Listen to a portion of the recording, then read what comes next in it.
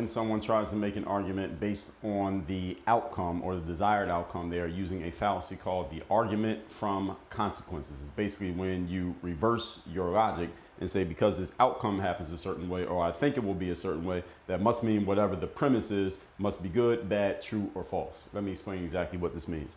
The argument from consequences is when everything is based on the outcome, that something must be true or false based on whether the outcome is good or bad. So if I think the outcome of eating chicken is bad, then that must mean chicken is bad. Or if I think the outcome of eating chicken is good, that must mean chicken is good. That doesn't logically make any sense. Again, that's why it's a logical fallacy. Let me give you an example. So if someone believes X and believing X leads to a bad result, then X must be a bad thing. Or if believing Y leads to a good result, then that must mean Y is a good thing. Again, they're reversing the logic here. That's the reason why it's a logical fallacy, because you're arguing from the outcome rather than arguing from the actual logical premise of what makes sense, because every outcome is not always going to be the same.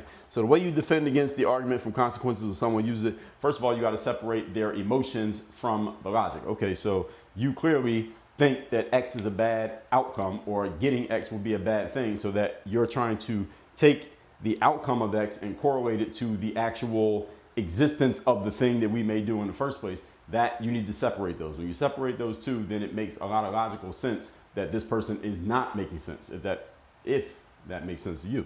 Another thing you could do is argue for or demand evidence over emotion. Say, okay, you clearly have an emotional dog in this race for things to work out a certain way. So give me some evidence as to why X is a bad thing, other than talking about the outcome of X, but just X on its own. Why is that a bad thing? You have to explain why it's a bad thing.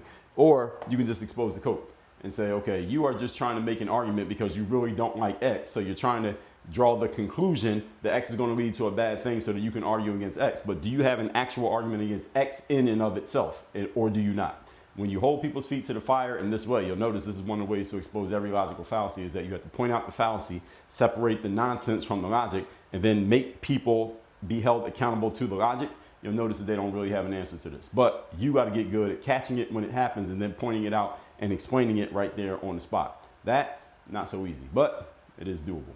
Work on Your Game University. Go to the link in my profile, wherever you're watching this. Learn more about working with me directly. I help high-level entrepreneurs take their games from where it's at to where they want it to be.